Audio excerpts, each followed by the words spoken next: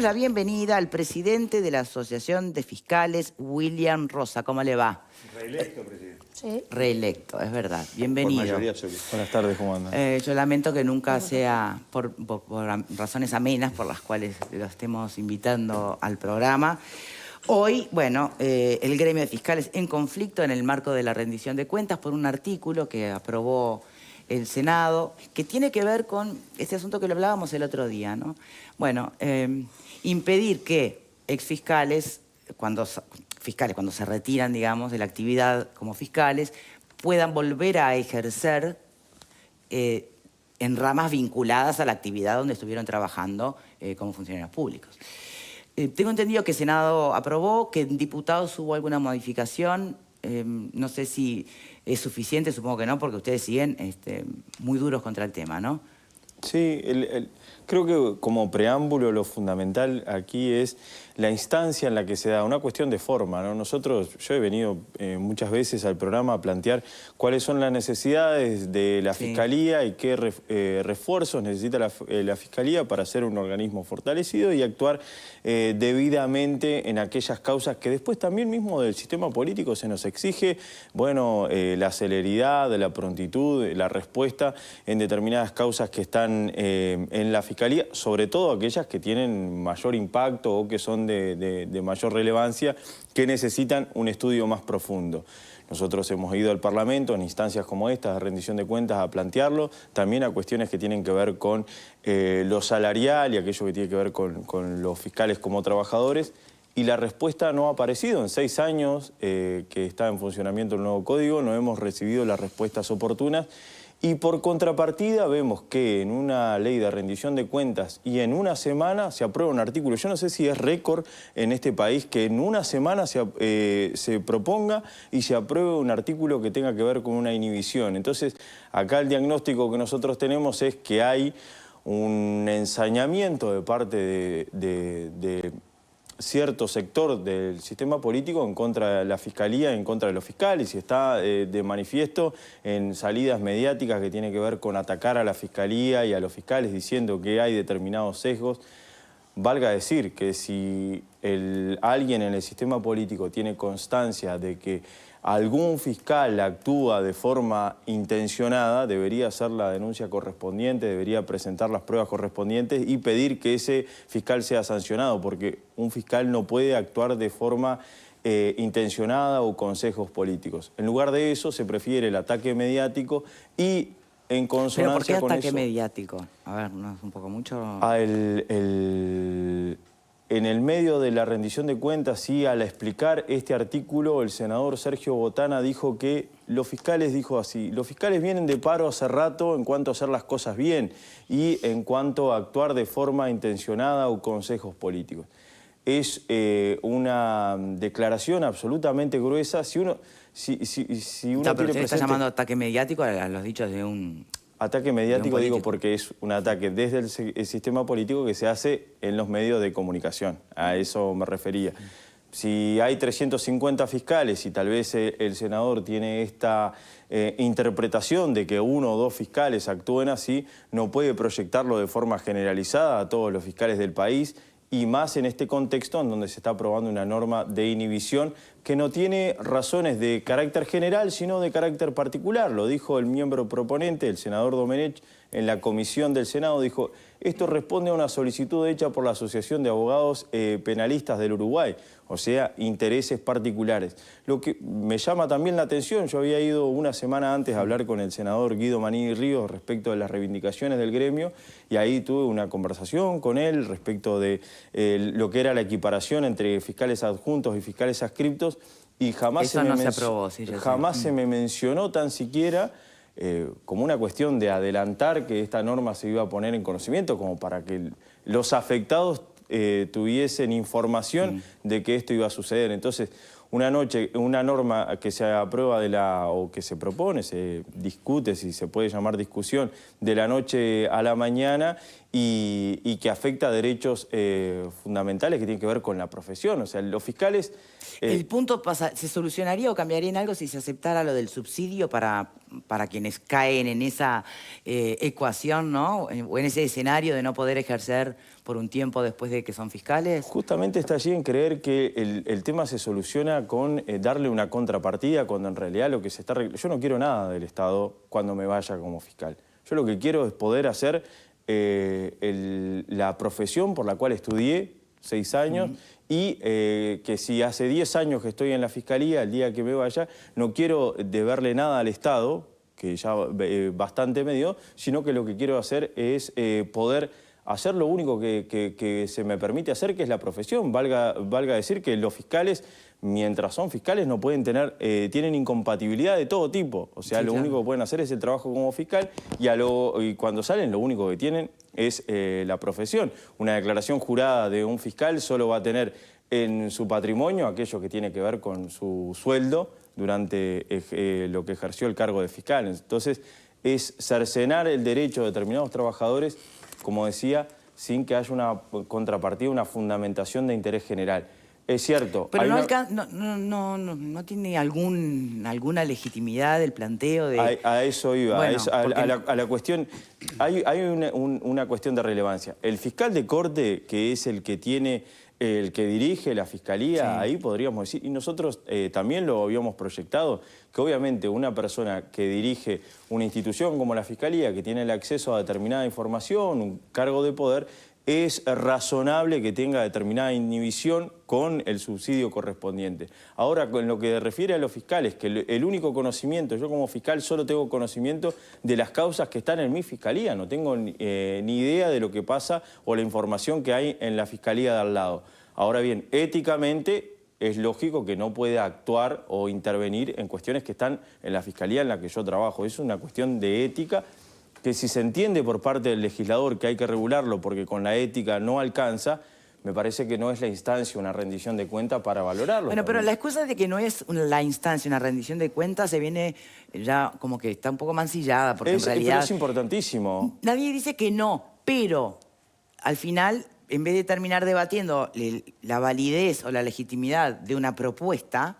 En 5 días... Nos quedamos con el tema de la rendición de cuentas. En 5 días se por el discutió apuro esto. es una cosa. No, pero 5 días... Yo reitero esto, no recuerdo una norma que se haya discutido en 5 días. Estamos valorando cercenar la posibilidad de que un ciudadano trabaje, ejerza su profesión en 5 días. Es más, lo hemos debatido más en las instancias en las que he ido, en los programas de televisión y de radio, que lo que se debatió en el Parlamento. Una ley de rendición de cuentas que tiene 650 artículos. Es imposible, por más que quieran los señores legisladores, que hayan podido tener la posibilidad de profundizar sobre ese debate, de escuchar. Incluso se invoca a personas que solicitaron esta norma que no están en las actas de la comisión respectiva. O sea, no hay la presentación de la Asociación de Abogados Penalistas diciendo sí, nosotros queremos esta norma por tal y cual cuestión, sino hay una mera invocación de quien lo propone. Creo que no es una técnica saludable de legislación, sobre todo cuando respecto de la Fiscalía se podía legislar y legislar previendo los recursos que hace rato estamos reclamando para que la Fiscalía funcione mejor. Porque después está bien recibir la crítica y los cuestionamientos que se hacen desde todos lados respecto de la Fiscalía. Pero si es solo crítica y después no viene acompañada del presupuesto necesario para el funcionamiento, estamos en una disyuntiva en la que es imposible salir para la institución. Bien, se declararon en estado de asamblea permanente. ¿Qué supone? Bueno, nosotros estamos, las medidas son... hacer solo lo urgente. En este momento, por ejemplo, yo que estoy de turno, estoy haciendo los casos que tenemos con detenidos, los casos que tengan orden de detención, allanamientos, las cuestiones urgentes y aquellas cuestiones que no son urgentes o no son prioritarias se van a postergar, por decirlo de alguna forma. Esto también es...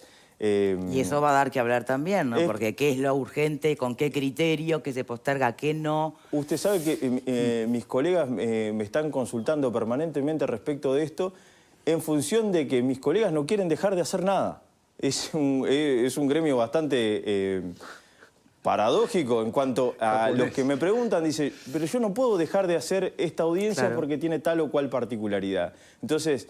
Al final todo es urgente. Incluso en circunstancias en donde en 5 días se votaron restricciones en contra de los fiscales aún así tienen el sentido de responsabilidad de hacer aquello lo cual la norma les impone. Creo que es una situación que el sistema político tiene que valorar. Ojalá en la Cámara de Diputados esto pueda reverse en el sentido de abrirse a discusión. El diputado Eduardo Luz manifestó que tiene visos de inconstitucionalidad esa norma. Sí. Yo lo pongo ¿Apelarán a la inconstitucionalidad en caso de que se termine votando? No es lo ideal que en un Estado de Derecho trabajadores tengan que apelar a la inconstitucionalidad de una norma que inclusive desde el oficialismo le están diciendo que es inconstitucional. Entonces, ni siquiera se dio el debate para poder recibir a constitucionalistas que avalen o no la inhibición que se está proyectando. Parece muy poco estudiado y mucho lo que nos jugamos en este caso para aprobarse, por eso le decía, en una rendición de cuentas. De todas maneras, advierto que va bastante más allá de este artículo, ¿no? El comunicado empieza: en virtud del permanente hostigamiento y acoso de cierta parte del sistema político hacia la Fiscalía General de la Nación y hacia los fiscales. ¿Cuál es la parte del sistema político? Si usted tiene en el año 2018 que nos dicen que por culpa de que los fiscales son muy benignos, existe el efecto noviembre y está aumentando la inseguridad por la actuación de los fiscales, lo cual después se desmiente en la realidad porque los números que tenemos de prisionización, de récords de formalización, de imputación, las penas que se han impuesto a partir del nuevo código desmienten esa caracterización. Después se dice que los fiscales son mandaderos. ¿Pero quién dijo eso? En el año 2018 lo dijo el ministro del Interior de ese momento, Eduardo Bonomi. En el año 2020 se nos llamó por parte del senador Guido Manini Ríos que existían fiscales que eran prevaricadores, que hacían mandados. En el año 2021 se presentó un proyecto de ley para que los fiscales, si actúan, puedan ser responsabilizados por prevaricato. Y si archivan, también puedan ser responsabilizados por prevaricato. Se nos dijo, se le dice a los fiscales que actúan con sesgos políticos para un lado o para el otro, que las causas Ahí me pregunto avanzan. quién, porque me consta que de los dos lados se ha hecho referencia a eso. En ese contexto, la realidad de acoso es tremenda y responde a un contexto regional en que esto se da de la misma forma. Entonces, ¿y por qué? ¿Cómo se explica lo del contexto regional? Porque en otros países también esto sucede y es en base a que lo que se quiere es tener, el análisis que se hace es lo que se quiere es tener una fiscalía debilitada a los efectos de poderle después señalar responsabilidades cuando las cosas no funcionan. Esto de la judicialización de la política. Sí, se dice, bueno, la judicialización de la política para que se diriman en el ámbito de la justicia cuestiones que son propias de la política. Y después, según el resultado, ya sea se archive, ya sea se impute, desde un lado u otro van a decir, esto pasa porque la justicia está politizada. Bien, ¿me permite, William, poner a analizar este último aspecto, ¿no? En el que usted da una explicación de por qué advierte que a nivel regional se pretende debilitar a la institución Fiscalía. ¿Qué pensás, Alfredo? Es una cuestión que no solo regional, no se ha dado en el mundo. Es el tema de que parece que en lugar de debatir políticamente se busca llevar a la justicia. Entonces cualquier cosa me ofenden y voy a la justicia. Entonces me parece que es no entender la política pasa por otros lados. Ahora, lo que no entiendo es por qué quieren debilitar tanto la Fiscalía en algunos sectores, es decir, porque está el tema de los derechos humanos, por ejemplo, en el caso de Cabildo Abierto, que les preocupa tanto, que los atacan ustedes, porque ustedes prácticamente son los responsables de que están condenando viejitos inocentes. Es decir, no sé por dónde viene la cosa. ¿Por qué tanto hincapié en los fiscales y no en los jueces, por ejemplo? También es una cuestión que lo que se busca me parece que es el descreimiento en la actuación de la Fiscalía. Si se logra dejar asentado en la opinión pública que la actuación de la Fiscalía es intencionada o con determinados sesgos, es evidente que se procura que determinada parte de la sociedad descrea en la actuación de la Fiscalía. Y eso también pasa muchas veces cuando eso se lleva a la justicia y se logra la condena, también se logra el descreimiento del Poder Judicial a través del mismo mecanismo. Obviamente, en esta nueva realidad, del nuevo código, nos toca a nosotros ser el cartón ligador porque somos los que estamos en la palestra pública a partir del año 2017. ¿Coincidís, Pepe? Yo no logro entender el objetivo de esta debilitar norma. de la norma, ¿no? de la norma. Yo preguntaba por esta mirada de que se intenta debilitar a las fiscalías como institución. Bueno, parece, si no es que se intenta, por lo menos se acerca bastante. O es lo que estaría terminando de pasar, digamos. Sí, en definitiva. Ahora, me parece que en el fondo de todo esto, el objetivo de votar esta norma, yo no la comprendo.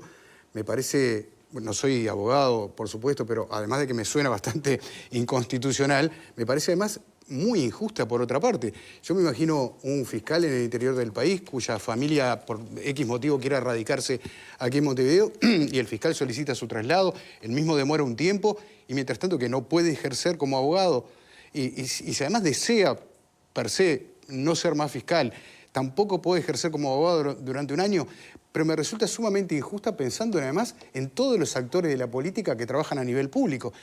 No voy a poner acá ningún nombre ni estoy hablando de nadie en particular, solo a modo de ejemplo. ¿Qué pasa con un ministro de Salud, por ejemplo, que deja su cargo, no se va a postular a ningún cargo electivo, pero comienza a trabajar en el área privada en la salud? Ah, no está manejando información privilegiada. Ah, no conoce a toda la gente dentro del Ministerio de Salud Pública. Pongo un solo ejemplo. ¿Puedo hablarte de un presidente de ANCAP? Insisto, no estoy hablando de nadie en particular, que mañana consigue, luego de dejar el cargo público, un cargo como gerente de una multinacional petrolera aquí en Uruguay. No posee información privilegiada, no está trabajando. Me dirán, hay un subsidio. Sí, hay un subsidio que se cobra hasta que vos empezás a trabajar en la actividad privada. En el momento que empezás a trabajar en la actividad privada, el subsidio cae. Por lo tanto, me resulta raro, injusto y no logro entender cuál es el motivo y el objetivo de esa norma. Bien, capaz que, perdón, No, dale. ¿Abogada? Yo creo que los temas que tienen que ver con fiscalía y con la justicia en general en nuestro país, pero la forma de encarar ciertos cambios estructurales siempre van de a parches. Nunca logramos discutir las cuestiones de fondo. Nunca se logra ver a la institución entera y a su interacción con el resto de las instituciones que hacen a su labor. Y en este caso, Pepe mencionaba ejemplos que cuando se habló de este tema, que puedo entender quizá alguna cosa que se pretende evitar, alguna irregularidad o para generar más garantías, que creo que tiene su lógica. Ahora, creo que si lo hacemos pensando en fiscalía, deberíamos hacerlo pensando en un montón de instituciones que el Estado tiene el monopolio, en este caso, bueno, de lo que tiene que ver con la investigación, lo que tiene que ver con el uso de la judicatura, con juzgar, con distintos roles que ocupan instituciones, que lo ocupan personas y que el Estado es el único que lo puede hacer. ¿Cómo impacta eso después en la vida de la persona y en su labor? Yo cuando escuchaba, que creo que tendría que ser discutido en general, cuando escuchaba este proyecto, reitero, entiendo el origen y yo siempre lo pienso por el lado de cada vez que se ataca a una institución como Fiscalía, como la justicia, yo siempre pienso en los funcionarios que sí hacen bien su trabajo, que entiendo que son la mayoría, y cómo hacemos para blindar de garantías a esos funcionarios para que justamente la ciudadanía o el sistema político o quien sea no pueda cuestionar su actuación diciendo, bueno, no sé, este fiscal había designado este equipo de fiscales, entonces ahora es abogado, o sea, ¿cómo hacemos nosotros para generar los mecanismos para que eso esté fuera de lugar a dudas y que el fiscal no pueda ser cuestionado en ese sentido? Desde ese lado es que yo lo intento reflexionar y reitero, no solo para los fiscales que dejan su ocupación. Que tampoco, tampoco es dejar de ejercer como abogados, por ejemplo. No, simplemente en la rama. Sería en esa materia, puede ser que se puede tener en cuenta también el elemento de la territorialidad, pero no lo pienso al revés, no lo pienso condenando al fiscal, sino mi lógica siempre es, yo quiero darle garantías y la mayor transparencia al trabajo de este profesional para generar confianza en la institución. ¿Qué puede decir sobre eso, William? Y que es viendo leyes, derecho comparado, yo miraba una norma de Costa Rica, siempre parece que nos comparamos con, por ejemplo, legislaciones como Costa Rica o Chile, que son determinados estándares de democracia, y ahí lo que establece la norma de Costa Rica, que es en el Código de Ética de los Abogados, establece esa situación y dice: cuando un abogado haya estado en una institución pública como abogado, o sea, no refiere solo al fiscal, establece una inhibición que es por un año, que tiene que ver con esa oficina, la oficina en donde actuó, o sea, que no puede presentarse allí. En este caso, si soy fiscal de la Fiscalía de Flagrancia de tercer turno, cuando me voy no poder actuar en esa fiscalía, que no se me pasa por la cabeza por una cuestión de ética. Entonces, si cuando la ética no alcanza y hay que regularla, está bien que sea de manera razonada y no legislar a grosso modo o por casos particulares o teniendo en cuenta un nombre o un apellido. Se decía que... Bueno, ¿usted es de los que cree que esto tiene nombre y apellido? Pero está dicho en la comisión de la Cámara de Senadores, está dicho que esto es por la situación del fiscal Jorge Díaz, deslizando una situación que a mí me parece muy perjudicial, que es como que los fiscales actuantes favorecen al señor Díaz, en base a lo que expresan los abogados. Ahora, si vamos a lo real, yo estaba leyendo hoy una sentencia de segunda instancia en donde al doctor Díaz Almeida, como abogado, se le negó en el Tribunal de Apelaciones la posibilidad de proponer evidencia en cuanto él era abogado de una víctima. Se le negó por parte del Tribunal de Apelaciones y ya se le había negado por parte de la Fiscalía. O sea, el fiscal actuante dijo: usted no puede proponer evidencia porque la evidencia la tiene que realizar la Fiscalía. El doctor Díaz Almeida se presentó ante el juez le dijo que no, se presentó ante el Tribunal de Apelaciones y el Tribunal de Apelaciones le dijo que no. Esta persona que supuestamente estaría influyendo en los fiscales se llevó un triple rechazo del sistema en un caso en el cual se presentó. Entonces, a veces es muy fácil hablar desde la impresión que tenemos cada uno, pero cuando lo llevamos a los datos de la realidad, a lo concreto, eso aparece desvirtuado o por lo menos no aparece tan así como se dice en términos generales. Y aparte lo que se dice en términos generales es corrupción. Si yo como fiscal llego a favorecer al doctor Díaz como abogado, ya sea porque soy amigo de él o por lo que fuere, estoy cometiendo un acto de corrupción y la gente lo tiene que saber, que eso no se lo podemos permitir a ningún fiscal. Bien. Qué difícil esto, ¿no? Porque desde el libro o desde la teoría nadie debería ser ni influenciable, ni corruptible, ni nada de esas circunstancias, y mucho menos a la hora de ser una parte tan importante del impartir justicia. Ahora, en los hechos la cosa es muy distinta. Entonces, rasgarse las vestiduras, ¿cómo vamos a pensar que alguien puede? Creo que todos sabemos que sí, que se puede dar, ¿o no, William? Sí, pero yendo a los hechos, mire, los hechos, lo que le traigo acá de una sentencia de segunda instancia... No, sí, pero voy a la otra parte del relato, ¿no? Claro. Ya sea por obediencia, por amiguismo, por presión, por intereses varios. Que lo regulen entonces para el cargo de fiscal de corte, que lo regulen para el cargo de fiscal de corte, que lo únicamente para el cargo de fiscal de corte. Exactamente. Bien. ¿Lo podemos ir después de la pausa? Sí, claro. Se puede quedar con nosotros, claro, porque tengo que cortar ahora. Ya venimos, ¿eh? Quédense allí.